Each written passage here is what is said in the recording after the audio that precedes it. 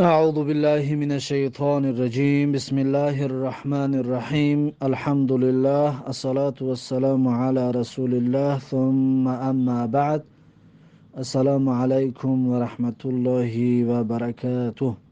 خب امام نووی رحمه الله در کتاب ریاض الصالحین میگوید باب الورع و ترک الشبهات. باب در مسئله ورع هست. مسئله ورع یعنی که تقوا پیشه کردن، با تقوا شدن و پرهیزگاری پیشکش کردن. پرهیزگاری که از حد زیاد ایرا ورع میگن، اما تقوا خودش پرهیزگاری زیادی، پرهیزگاری ورع میگن. و ترک شبهاتی و همچنین ترک کردن شبهه ها، از چیزایی که شبهناک است دور بیست، ترکش کن. چیزای شبهناک در نزدیک نشو. پس این باب در همین مسئله سخن می رود. امام نووی رحمه الله در همین مسئله برای ما دلیل تقدیم میکند. خب اولین دلیل میارد آیات قرآن است، یا دو آیات میارد، بعد از این مگذره در قسم حدیث.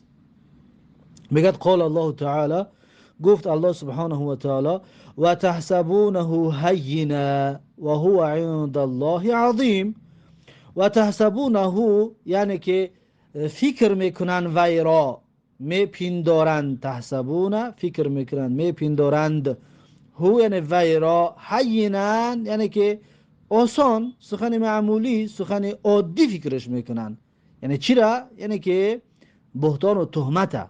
فهمو؟ و تحسبونه هینا یعنی که آسان فکرش میکنند، سخن عادی فکر میکنند تهمت را. و هو عند الله عظیم، و در حالی که این تهمت و بهتان در نزد الله سبحانه و تعالی بسیار بزرگ است. نزد الله این خیلی چیزی بزرگی هست. خب این یکم آیت. دویم آیت و قال تعالی، الله سبحانه و تعالی گفت، میگد ان ربک لبالمرصاد. هر آینه پروردگاری تو لبالمرصاد، حتما در مرصاد است. مرصاد یعنی که کمینگاه. کمینگاه همون جایی که میستد و تمام چیز را نظارت میکند. مقصد از مرصاد یعنی تمام چیز زیر نظارت الله تبارک و تعالی است. هر کاری که میکنی، هر عملی که میکنی، حتی در قلب تو چیزی که میگذرد، الله سبحانه و تعالی از اون با خبر هست. این ربک لبالمرصاد، ارونه پروردگار تو در کمینگاه هست، یعنی که در زیر نظارتش دارد هر حالتی تو را، حتی اون چیزی که در دلت خطور میکنه، در دل تو میگذرد. پس این دو آیت. بعد از این میارد حدیث ها را. حدیث 587 و عن النعمان بن بشیر رضی الله عنهما قال، یعنی که از نعمان بن بشیر رضی الله عنهما روایت است که گفت سمعت رسول الله صلی الله علیه و سلم یقول، میگوید که شنیدم رسول الله صلی الله علیه و سلم میگوید ان الحلال بین، هر آینه حلال بیان است. بیان یک آشکار و واضح است، اما حلال میداند که حلال چی است. و ان الحرام بین، و هر آینه حرام هم بیان و آشکار و واضح است، مردم همه میدونن حرام چی است. و بینهما مشتبهات، و در بین حلال و حرام بعض مشتبهات است، بعض مشکوک ها است، بعض شبهه ها است که لا یعلمهن کثیر من الناس، نمیداند این مشتبهات را، یعنی که این مشکوک و شبهه ها را نمیدانند بسیار از مردم. بسیار مردم این مسئله شبهناک نمیدانند. پس پیغمبر صلی الله علیه و سلم میگه فمن اتقى الشبهات استبرأ لدینه و عرضه، یعنی پس هر کسی که پرهیز کند، اتقا یعنی پرهیز کند، دوری بجوید از شبهات یعنی از شبهه ها، از چیزهای مشکوک دوری بجوید، استبرأ لدینه و عرضه، پس اون پاک نگاه داشته است دین و عرضش را، یعنی دین و ناموس خود را یا دین و آبروی خود را اون انسان پاک نگاه داشته است یا حفظ کرده است. استبرا حفظ کرده است یا پاک نگاه داشته است. لدینه و عرضه، لما ترجمه نمیکنیم، دینش را و عرضش را، یعنی که آبرویش را و ناموسش را. و من وقع فی الشبهات، پس هر کسی که بیفتد در شبهات، پس هر کسی که در مشکوک ها بیفتد، وقع فی الحرامی، پس اون انسان در حرام افتیدگی است یا آلوده حرام شدگی است. پس اون انسان آلوده شده است به حرام. کالراعی یرعی حول الحمی یوشک ان یرتع فیه. اکنون پیغمبر مثال میزند، میگه کالراعی، به مثل چوپانه کی، یرعی حول الحمی، مالش نگاه میکند در اطراف مرز، یوشکو ان یرتع فیه، قریب است، یوشکو قریب است و نزدیک است که ان یرتع فیه، بچرد همین مالهایش فیه، در همون زمینی مرزی، یعنی مرز عبور کند، نزدیک است که مالش عبور مرز کند. الا و این لکل ملک حمن، آگاه باش هر یک پادشاه مرز دارد، هر یک پادشاه مرز و بوم خودش را دارد. الا و این حم الله محارمه، پیغمبر میگه آگاه باشید، الا آگاه باشید، هر آینه مرز و بوم الله تبارک و تعالی حرام کرده های الله هست. محارمه این حرام کرده هاش است. هر چیزی را که الله سبحانه و تعالی حرام کرد، پس اون مرز است، باید اون را عبور نکرد. الا و این فی الجسد مضغه، رسول الله میگه آگاه باشید در جسد مضغه هست، یعنی گوش پاره هست. اذا صلحت صلح الجسد كله، هرگاهی که صالح شد، شایسته شد، سزاوار شد، صلح الجسد كله، پس تمام جسد صالح می شود، تمام جسد شایسته و بندگی را به جا می آورد. و اذا فسدت فسد الجسد كله، هرگاهی که فاسد شد همون گوشپاره، فسد الجسد كله، تمام جسد فاسد میکند، تمام جسد تباه و به ارزش میکند. الا و هی القلب، آگاه باشید همون گوشواره این قلب است، دل انسان است. دل انسان هست که جسد را فاسد میکند، دل انسان است که جسد را شایسته و با ارزش میگرداند. خب این حدیث متفق علیه هست، متفق علیه، حدیث متفق علیه هست. میگه و رویاه من طرق بالفاظ متقاربه، و رویاه یعنی هر دی آنها روایت کردن، یعنی بخاری و مسلم. رویاه یعنی بخاری و مسلم روایت کرده هستند این حدیث را، من طرق یعنی از طریقای گوناگون، طریقای راوی ها سلسله ها گوناگون است. بی الفاظ متقاربه، لیکن لفظا با یکدیگر نزدیک هستند، یعنی که معنا یک است، لفظای گوناگون دارد این حدیث، اما معناش یک است. خب این بود حدیث 587. بعد از این حدیث 588، وعن انس رضی الله عنه ان النبي صلی الله علیه و سلم وجد تمرة فی الطریق. میگه از انس رضی الله عنه روایت است، هر آن رسول الله صلی الله علیه و سلم وجد تمرة فی الطریق، پیدا کرد یک دانه خرما در راه. تمرتن یعنی یک دانه خرما بود، بسیار نبود، یک دانه خرما را در راه پیدا کرد. فقال، پس پیغمبر صلی الله علیه و سلم گفت، لولا انی اخاف ان تکون من الصدقه لاکلتها، گفت اگر که من نمی ترسیدم که این از صدقه است، حتما این را من میخوردم. صدقه مثلا زکات است، یعنی اگر من نمی ترسیدم که این از زکات است، حتما این را من میخوردم. یعنی چه؟ یعنی رسول الله صلی الله علیه و سلم این را نخورد به خاطر اونه که فکر کرد که شاید از زکات است، یعنی که زکات برای پیغمبر حلال نیست یا برای پیغمبر جایز نیست خوردنش، استفاده بردنش. برای هم خاطر پیغمبر صلی الله علیه و سلم گفت از همین میترسم که با مال زکات اون کس نباشد، زکات غلطی دیگه نباشه، که برای همین نمیخورمش. اگر میدونستم که زکات نیست، حتما این را من میخوردم. یعنی چی؟ یعنی تقوا پیشه کرد، یعنی که انیق نبود که از زکات هست یا نیست، اما رسول الله صلی الله علیه و سلم ورع یا شبهه را ترک کرد، ورع تقدیم کرد یا شبهه را ترک کرد که شاید زکات باشد. متفق علیه، حدیث متفق علیه هست.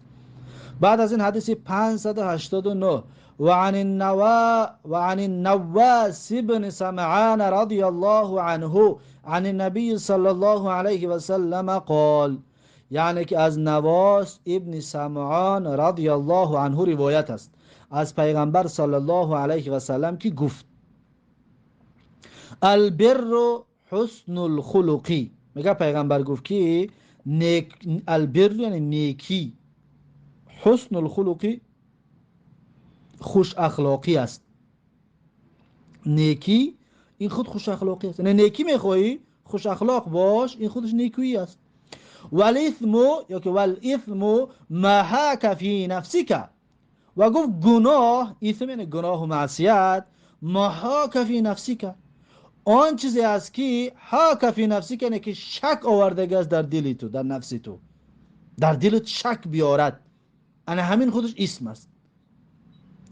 و کریهت ان یطلع علیه الناس، و خوش نمیبینی، و کریهت یعنی خوش ندیدی تو، ان یطلع علیه الناس این که خبردار شوند از همون کارت کردگی هستی مردم. وقتی هر کاری را که میکنی نمیخواهی که دیگرها با خبر شوند، بدون اون اسم است. محاک فی نفس، یعنی که شک و شبهه را در دل تو آوردگی است، میترسی که دیگرها خبردار شوند، به خاطر اینه که شرمنده میشوی. پس بدون گفت همون چی است؟ همون اسم است. اما این برای کی است؟ برای کسی که نفسی پاک و پاکیزه دارد. درست امروز مردم گناه را میکنن لذت میبرن، این نه، نفس پاک و پاکیزه ای که بگیم آشکار کردن گناه را نقض نمیبیند، پس اون میشود بگیم ملاکی ترازوی ما گردد، چینکی ما گردد برای این مسئله. اما امروز مردم کار خیر بد تصور میکنن، کار بد رو نیک تصور میکنن، از این حساب اینها را دیگر فکر و اندیشه اشون ارزش ندارد. خب این بود حدیث 589. حدیث 590 و عن وابسة بن معبد رضی الله عنه قال، از وابسه ابن معبد رضی الله عنه روایت است که گفت اتیت رسول الله صلی الله علیه و سلم فقال، میگد آمدم نزد رسول الله صلی الله علیه و سلم، پس رسول الله گفت جئت تسأل عن البر، یعنی تو آمدی، جئت آمدی تو، تسأل عن البر یعنی که میپرسی درباره نیکی، درباره احسان میخوای بپرسی. قلت نعم، وابسه میگه گفتم که بله. فقال، پس میگه پیغمبر گفت که استفتی قلبک، یعنی بپرس از دلت، از قلب خودت بپرس. گفت که البر ما اطمأنت الیه النفس، گفت نیکویی آن هست که آرام بگیرد نفس انسان، وقتی انجامش میدی لذت میبری، آرام میگیری. همین گفت چی است؟ برز است، یعنی که احسان و نیکی است. و اطمأن الیه القلب، و آرام میگیرد دل انسان، نفس انسان، دل انسان آرام گرفت، این نیکویی است. والاثم ما حاک فی النفس، و گفت گناه آن هست که شک میارد در دل انسان، حاک فی النفس یعنی که شک بیارد در دل انسان، و تردد فی صدری یعنی دو دله میکند انسان رو، تردد در دل انسان پیدا میشود، پس این اسم است، این گناه است. و این افتاک الناس و افتوک، اگه پیغمبر در آخر گفت که و اگر فتوا بتیان تو را مردم فتوا بتیان، اگر هرچند که مردم بگن که این کار خوب است، اما نفسی تو دو دلگی در دلت پیدا می شود، شک و شبهه در دلت پیدا می شود، پس تو اون مردم فتواش یعنی گوش نکن.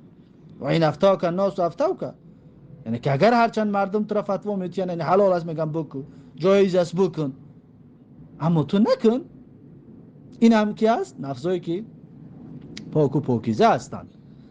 زنو که استفتی قلبک، از دلت بپرس، یعنی کسی که پاک و پاکیزه است از دلش میپرسد. اما انسانی پاک و پاکیزه نباشد، یا انسانی که از احکامات دینی خبر نداشته باشد، هوا و هوس پیرو شود، در این صورت میافتد در هلاکت. خب حدیث حسن، این حدیث حسن است. رواه احمد و الدارمی فی مسندیهما، این حدیث را امام احمد و دارمی در مسندهایشان روایت کرده هستند. در مسند امام احمد و در مسند دارمی است این حدیث. بعد از این حدیث 591 و عن ابی سروعه، میگه از ابو سروعه بکسر سین المهملت و فتحها، یعنی سینه کسره که میگن و با شینش نکن، یعنی شیر و عنه و سیر و مهمله، یعنی که به نقطه باشد و فتحی ها میشه فتحش کنی. سیر و یا سر و، هر دوش یک چیز است. سیر و یا سر و میگه هر دوش ممکن است. عقبت بن الحارث رضی الله عنه، یعنی نامش ابو سروعه یا که ابو سروعه را نامش چی بوده است؟ عقبه ابن حارث بوده است رضی الله عنه. عقبه ابن حارث روایت میکند، میگه که انه تزوج ابنه لابی ایهاب ابن عزیز. هر آینه میگه همین عقبه ابن حارث تزوج، ازدواج کرده بود، ابنه لابی ایهاب ابن عزیز، یعنی که دختر ابنه، دختر را که دختر ابی ایهاب ابن عزیز بود، یعنی همین مرد ابی ایهاب ابن عزیز دخترش همین عقبه میگه بزنی گرفت. فاتته امرأة فقالت، پس آمد نزد عقبه ابن حارث زن و پس عقبه را گفت که اینی قد ارضعت عقبته والتي قد تزوج بها. گفت هر آینه من قد ارضعت، گفت واقعا شیر دادگی هستم. ارضعت یعنی شیر دادگی هستم عقبه را، یعنی که عقبه را گفت من شیر دادگی هستم. والتي قد تزوج بها، و گفت و آن زنی که ازدواج کردگی است با همین عقبه، یعنی عقبه هم شیر دادگی هستم، زنش هم گفت من اما عروس نو گرفتگیش گفت من شیر دادگی هستم. این خبر آورد، بگیم رسانید. فقال لها عقبه، پس میگه عقبه همین زن رو گفت ما اعلم انکی ارضعتنی ولا اخبرتنی، یعنی چی؟ ما اعلمو یعنی من نمیدونستم، ما اعلمو یعنی من نمیدونستم، انکی ارضعتنی که تو من را شیر داده باشی، یعنی شیر دادن تو برای من معلوم نبود، یعنی من نمیدونستم. ولا اخبرتنی، و تو مرا خبرم نداده بودی، یعنی پیشتر نگفته بودی که من شیر دادگی هستی. خب وقتی خبر کی رسید چیکار کرد؟ عقبه میگه فرکبه الى رسول الله صلی الله علیه و سلم بالمدینه، یعنی فرکبه یعنی سوار شطور شد، الى رسول الله صلی الله علیه و سلم، یعنی به طرف رسول الله رفت، بالمدینه یعنی به مدینه، به طرف مدینه نزد رسول الله رفت. فسأله، پس این چیز رو از رسول الله پرسان شد. فقال رسول الله صلی الله علیه و سلم، پس رسول الله گفت که کیف وقد قیل، کیف پس چگونه تو با وی زن زندگی میکنی؟ پس ترجمه را دقت بدید، یعنی چگونه وقت قیله و واقعا گفته شد ترجمه واضح نمیشود. واضح ترجمه همین است که کیفه، یعنی چی طور تو با اون زنی که با اون زن زندگی میکنی، وقد قیله و واقعا گفته شدگی از درباره اون زن این سخن، یعنی که اون زن دیگر اومد گفت که همین همسر تو را شیر دادگی است، تو چطور با اون زن زندگی میکنی؟ با اون زن چطور زندگی میکنی؟ همین قدر سخن از رسول الله شنید، یعنی رسول الله همین قدر گپش گفت. لیکن عقبه چیکار کرد؟ ففارقها عقبتو، پس میگه جدا شد از همین زن عقبه از زن جدا شد. و نکهد زوجا غیره، و ازدواج کرد با همین زن، زوجا غیره نه شوهر دیگر، یا مرد دیگر اومد این زن رو به زنی گرفت، اما عقبه جدا شد. یعنی که دیگر شاهد نپرسید که شاهدی تو از کجا هست، تو چه تو اثبات میکنی که تو همین زن بگم عروس تو شیر داده، این چیزا رو نپرسید. چی گفت؟ خلاص وقتی که مثلا همین گپ که هست هیچ نمیشه، شبهه است، شبهه وارد شد، از این حساب این زنه که ترکش کرد. اما برای این سخن گفتن نمیتوند هر کس به دعوا کنه، باید شاهد بیارد، باید دلیل بیارد. اگر اثبات کردن نتواند شیرخورگیش ثابت نمیشه در اسلام، اما برای شبهه ترکش کرد این زنه. و رسول الله همین طور رجوع کرد. وقت خیلی چه وقت زن زندگی میکنی که این سخن دربارش گفته شدگی است. خب این بود حدیث 591. بعد از این حدیث 592 و عن الحسن ابن علی رضی الله عنهما قال، یعنی که از حسن ابن علی رضی الله عنه روایت است که گفت حفظت من رسول الله صلی الله علیه و سلم. حسن میگوید که از رسول الله صلی الله علیه و سلم شنیدم، رسول الله میگفت که یا حفظ کردم از رسول الله دع ما یریبک الى ما لا یریبک، یعنی ترک کن، دع یعنی ترک کن، بگذار، ما یریبک اون چیزی که تو را به شبهه میبرد، یعنی چیزهای شبهناک یه بگذار، نزدیک نشو به شبهناک. الی ما لا یریبک یعنی برو به چیزهایی که لا یریبک تو را به شبهه نمیبرد، به چیزهای یقینی برو، چیزهای شبهناک ترکش بکن. رواه الترمذی، این حدیث امام ترمذی روایت کرده که وقال حدیث حسن صحیح، و امام ترمذی گفته که حدیث حسن صحیح است. معنای حدیث اترک ما تشک فیه، یعنی چیز شک داری ترکش کن، و خود ما لا تشک فیه و عمل بکن و بگیر اون چیزی که شک نداری، یعنی چیزای مشکوک پرت و چیزهای یقینی دا بگیر. پس این است حدیث 592. بعد از این حدیث 593 اینش انشاءالله درسی آینده. بارک الله فیکم. این بود درس امروزمون. بارک الله فیکم و جزاکم الله خیرا و تا درس آینده الله حافظ و مددگار. السلام علیکم و رحمت الله و برکاته.